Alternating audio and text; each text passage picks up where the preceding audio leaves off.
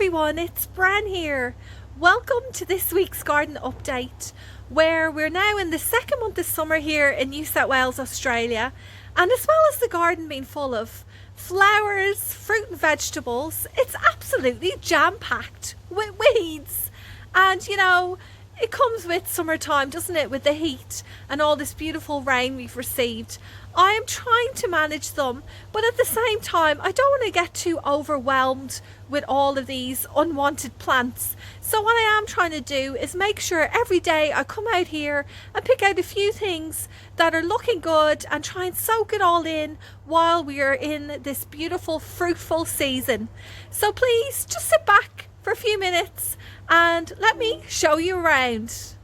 I want to start off this week by showing you these. They're a couple of stems from the green amaranth Love Lies Bleeding. I think these flowers would really suit a bridal bouquet. I could just imagine them dangling down from the flower arrangement. However, I still haven't quite figured out how to use them in little garden posies to bring inside to my house. One day this week we had a bit of a storm and it was very windy out in the garden. One of its casualties was this row of tomato plants which had collapsed over. I managed to prop most of it up again, but to be honest with you, I think this was partially my fault because I don't think the structure that I made was strong enough to hold the weight of these plants. And it didn't take much to cause these to collapse. So I think for next year, I'm going to bear in mind that I need to, if I'm growing tomatoes like this along a type of trellis system, I am going to have to make it a lot more sturdier.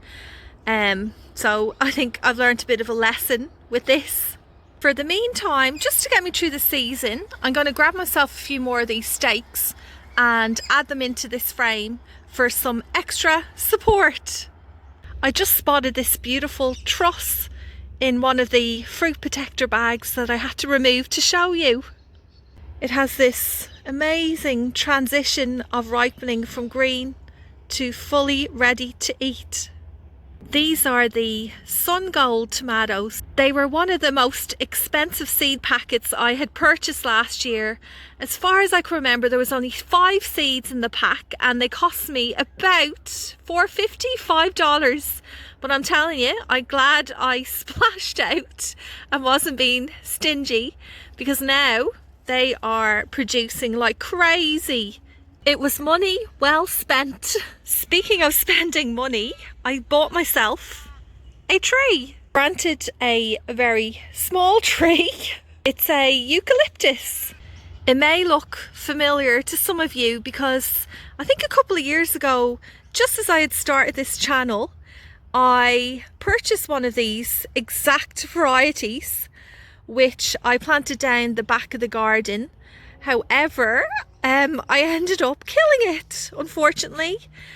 But you know what, when I saw this yesterday, I thought to myself, I'm going to give it another shot. I have a bit of Christmas money to spend, and I also have a little bit more experience now in the garden.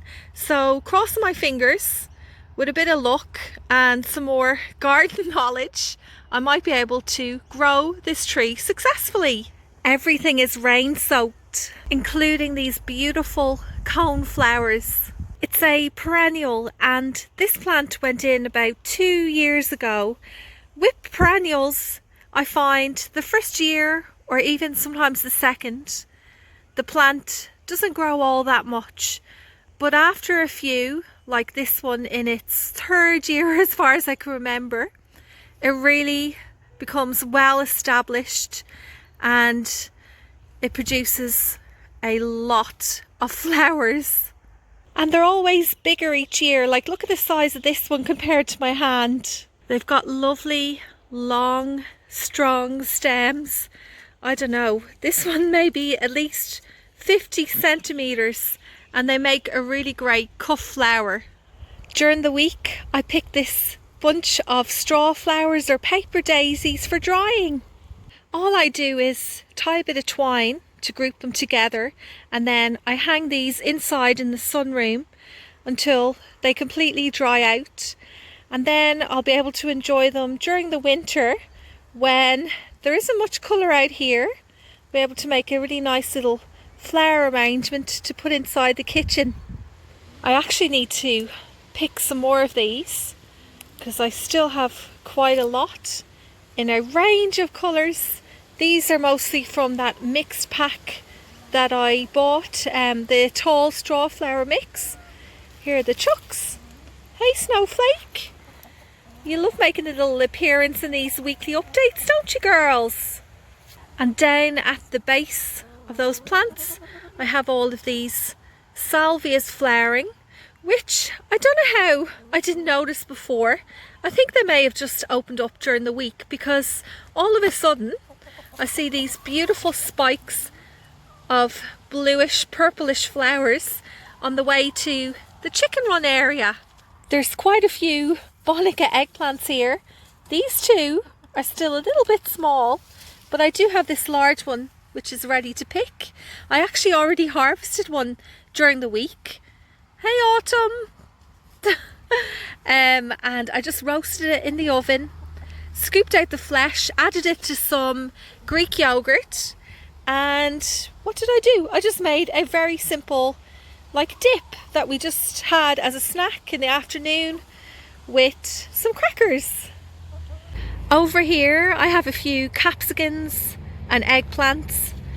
There's Snowflake again. I have to keep an eye on these girls. They're always digging around the roots of my plants, but they're okay. I don't mind too much. Yeah, so this one here is called a Mad Hatter capsicum. This plant has actually been overwintered, and you can see how much it's grown already in the few weeks that I've put it from its pot that I stored it in over the cooler months until I put it straight in the ground here in this full sun position. It seems pretty happy, and just got a lot on the plant at the moment. I can harvest them green, and I will leave quite a few on them as well until they ripen to red. The first few little flowers on this pineapple sage plant are opening up.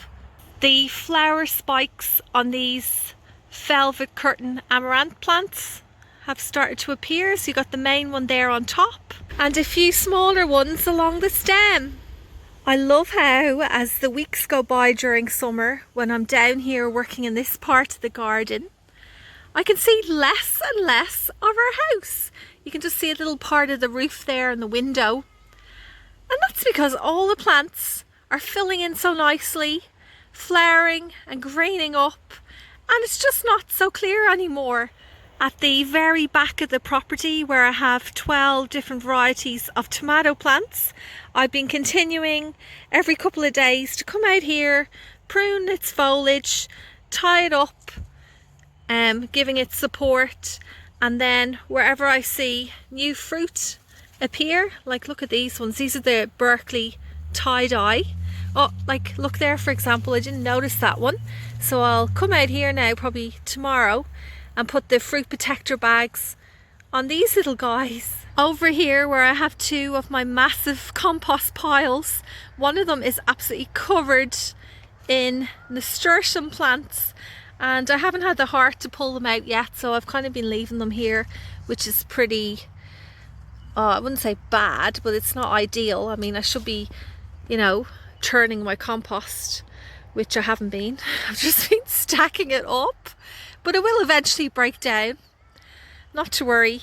And look at this, like how can I pull that out? It's looking beautiful at the moment. I just want to share a few little quick tips with you when it comes to potting up seedlings and small plants. This is what I do as a home gardener. So after your seeds have germinated, I always wait until at least the first set of true leaves appear before I consider transplanting them.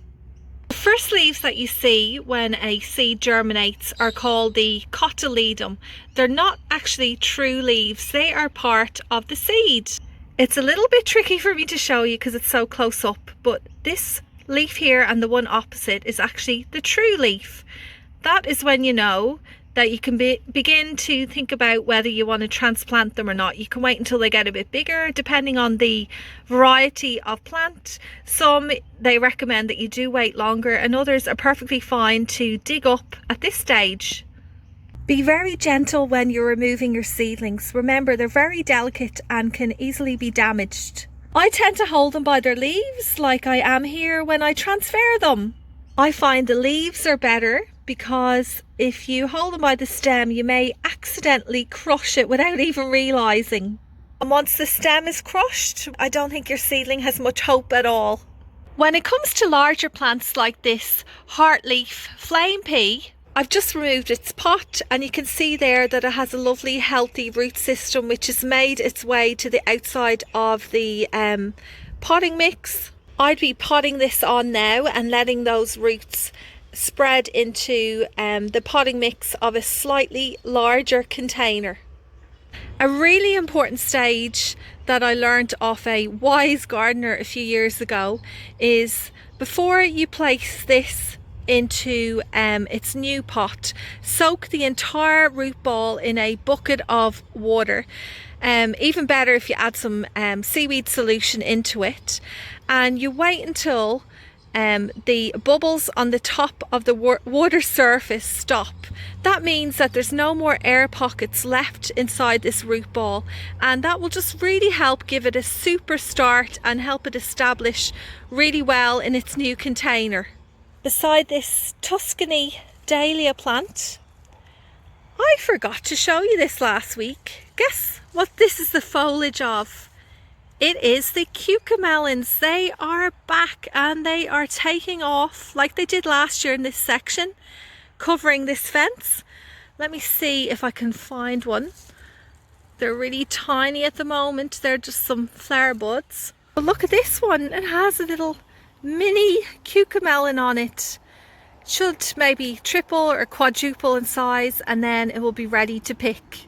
Here's a canary bird yellow zinnia. I spotted this deep burgundy cosmos. There's a lot more of these achillea flowers over here by this archway. Do you remember I put in the Tennessee dancing gourd plants? Well, I've got something to show you just here. It's my first little dancing gourd. I read an article about these where a man was describing his experience in school where some children would actually bring these in and they would play with them during lunchtime. They'd have great fun with them as little spinning tops. There's more straw flowers on the other side of the archway. These are the copper paper daisies.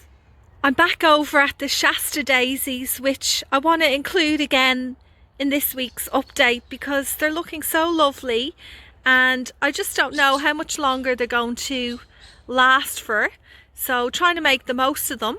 Well, it's that time again where I have to say goodbye to you for a few days. Please look after yourselves, stay safe, and I'll see you again next Friday.